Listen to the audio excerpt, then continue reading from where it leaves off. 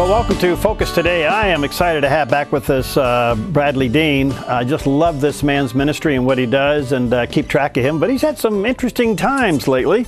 He's an ordained minister, syndicated columnist, heavy metal drummer, syndicated talk show. He's the host of Sons of Liberty Radio. And, of course, his college and high school campus ministry, You Can Run, But You Cannot Hide International. And we've had Bradlee on several occasions and talking about what he does. But hey, Bradlee, you live an exciting life, man. I do. It never gets boring around here, that's for sure, Perry. Hey, nice to have you back. For those who don't know what you do on campus, give us a quick synopsis of your ministry. Well, me and my crew have done 342 high schools in 22 different states across the country because, for the most part, we're dealing with a generation of young people, of course, behind us that's coming up, that have been subjected to everything and protected from nothing. And because of the fact that we came from those sorts of backgrounds, it was time to stand up and fight for our posterity, basically laying down a foundation to show them where they came from, so therefore they know where they're going to. All right, and a lot of this deals with the Christian history of the United States, right? Absolutely. Biblical and constitutional. As George Washington rightly said, religion and morality are the essential pillars of civil society.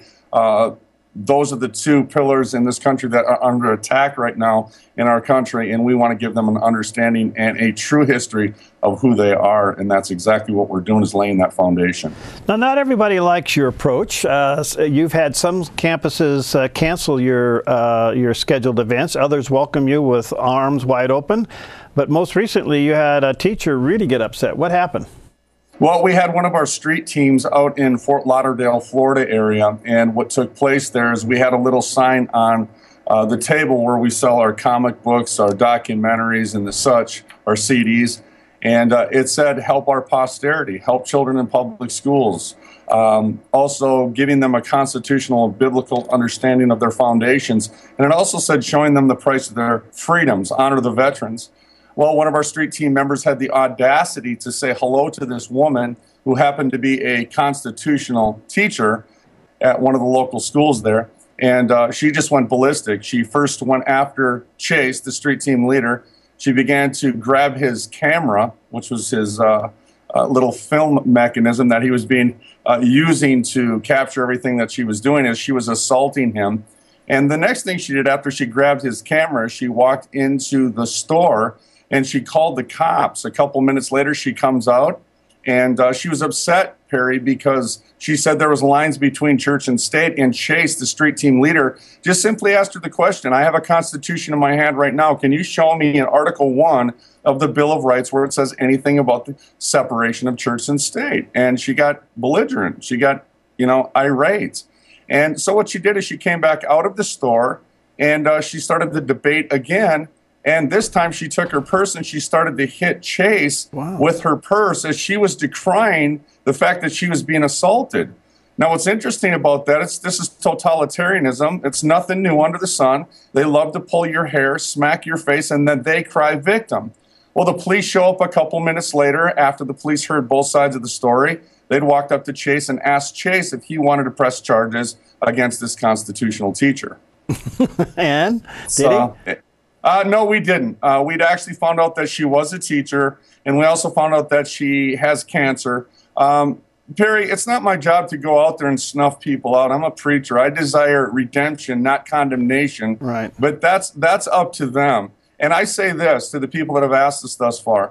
The first one is free. The second one will cost her. Let's put it that way. All right. Yeah. Now, did the school get involved in this incident at all? No, the school had nothing to do with it. I mean, we could make it a big issue, but I think after what took place over the last week, this went national. Glenn Beck's The Blaze picked it up, Western Journalism front page, World Net Daily front page, You Good People front page, live.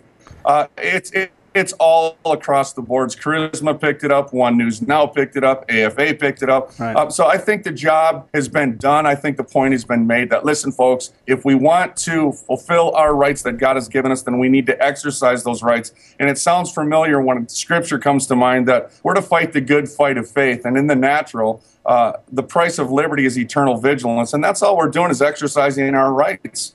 Perry, and God's on our side, and so are the laws of our republic. It does provoke the question, though, Bradlee, if she's a constitutional teacher in a school, what is she teaching as her view of the Constitution if she can't defend Article 1? Well, you're exactly right, and I think that's a good question for every parent that has their students in public schools across this country today. If you hear lines between church and state, we all know where that came from. It came from the American Civil Liberties Union, and it was the founder of the ACLU, Roger Baldwin, who rightly said the end of the ACLU is communism. And if you want to find lines between church and state, you can simply go over to Russia. It is in the USSR Constitution, Article 52. It's not in any founding document. It's not in the Declaration of Independence, where we derive our rights from our Creator. It's not in the Bill of Rights, and it's not in the Constitution. It's un-American, and the American people need to realize that and come to terms. We're not breaking the law. These people are. All right. Now, when you teach the truths of the Constitution from a biblical perspective, and quite frankly, the whole Constitution derives from the Bible, what is the reaction of students? Oh, the reaction of the students is, as I shared with you last time I was with you, Perry, is I just ask them if they know their rights. They say they don't know their rights. Then I ask them, well, I tell them if you don't know your rights, then you don't have any rights. The next thing I share with them is the price paid through some of the veterans that have maybe fought, bled, and died through their family sacrifice to ratify the Constitution of the United States that they themselves don't know. At the end of it, I'll show them the price of their liberties, both in the natural and in the spiritual. And I'll tell them in World War I, 116,516 men died, fought, bled, and died to ratify the Constitution that you don't know. And then I'll go through World War II, Korea, Vietnam, Afghanistan, Iraq to the present. And then I'll ask them, what would you think of me if I said, let's just go ahead and desecrate the memories of those that fought, bled, and died to ratify the Constitution that you don't know? Well, the student response is now different after I showed them the price of their freedoms, their liberation, their salvation. And one of the students, without fail, will stand up and say, if you do anything to desecrate or disrespect our veterans, I'll rip your head off. And that is the essence of the church's message. Christ crucified is the pearl of the church. And in the message that we need to convey to the students of our country is the price of their freedoms. They love it. They just don't know it. Hosea 4:6 rightly says, Perry, my people are destroyed for the lack of knowledge. But what happens, America? What happens when you give them a knowledge of the price of their freedoms? You convert a heart, and you change a country, and you change the hearts and the minds of the young people that are now willing to stand up and fight and perhaps even die for the freedoms that they've been given. You know, if you go back to the colonies, Bradlee, and I'm sure you know this, education, you know, we have the term Sunday school, but that's actually where public education started, is that they would educate their kids on Sunday, right. And that's where public education started, and the main textbook was the Bible, and out of that came self-government. If you can't govern yourself, you can't govern a nation. That's right. Robert Winthrop, Speaker of the House back in the 1800s, said that if you'll not be ruled by a word, you will be ruled by bayonets. And that's exactly what we're beginning to see in public schools today. But I do want to give a word of encouragement here. It's not beyond hope, because these young people in public schools and in colleges, they discern like nobody's business. They know that they're being lied to. They're just trying to figure out why their pastors love them so much and their parents love them so much, as to subject themselves to a cesspool of indoctrination through International Baccalaureate, No Child Left Behind, or a more progressive version of No Child Left Behind, now called Common Core. Yeah, and boy, it's amazing how that is finding the light of day in states across the nation. Amen. And you make a great point there. If we love them so much, then why aren't we giving them, why aren't we countering this nonsense at home? Really, the responsibility of the parent is to offset what they're getting in the culture at home. If they don't get it there, then where else are they going to get it?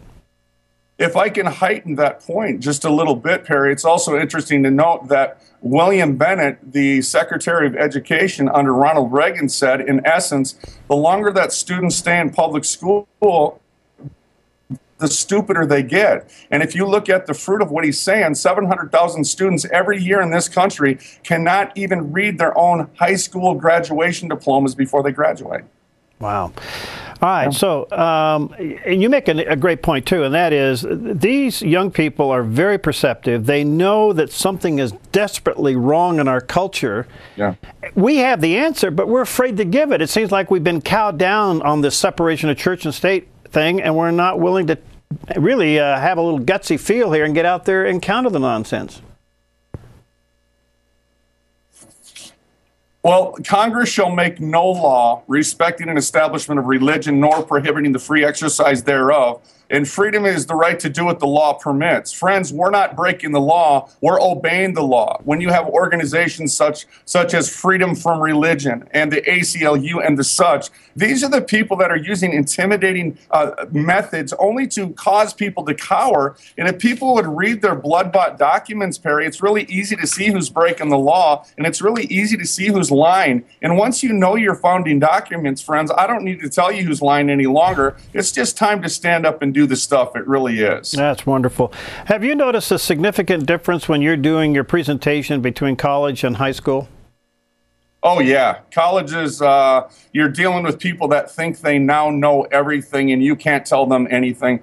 I did a college in the state of Minnesota here, and the professors heard that I was coming to their college, and they had actually told the students that if you protest Bradlee Dean coming to our campus, we'll give you extra credit. Now, to be honest with you, Perry, if I was one of those professors, I would be afraid that Bradlee Dean was coming to my college as well, and I would do whatever I could possibly do to divert the attention from myself onto someone that's coming to tell the students the truth so I'm not exposed, because I just might lose my job. Right. But in saying that, absolutely right. I mean, college students are second to none. When it's dealing with people, there's a sense of self-righteousness. They're indoctrinated to no ends. And I think it's just something that they're going to have to go through. They're going to have to process through the school of hard knocks before they understand, maybe even perhaps lose their freedoms before they finally wake up and smell the coffee, per se, as to who's doing the lying, because they are being indoctrinated, and there's no question about it. The great wonder of the age, though, Perry, and you made this point, I do not understand for the life of me why the American people sit back and tolerate crime, indoctrination that's taking place in our country, especially when we see the price paid for our freedoms. There is no way that I am going to disrespect that sacrifice to tolerate crime against that sacrifice. And that's exactly the reason that we stand up and fight. And it was William Booth that rightly said, my friend, he's the one that said the foundation of Salvation Army. He was the founder of Salvation Army. He's the guy that said that if you want to change the future, you're going to have to trouble the present. And the only thing that you have to do to get in trouble in this country and some demographics is just stand up and tell the truth. Yeah. Bradlee, you're an inspiration. People who want to support you, how do they get a hold of you? You can run international.com. You can run international.com, or you can see the video of the constitutional teacher attacking our street team leader on sonsoflibertyradio.com, sonsoflibertyradio.com. And I appreciate you, Perry. All right. God bless you, pal. You're in our prayers. Keep up the good work. Talk to you soon. Thank you, sir. Okay, bye-bye. We'll be right back.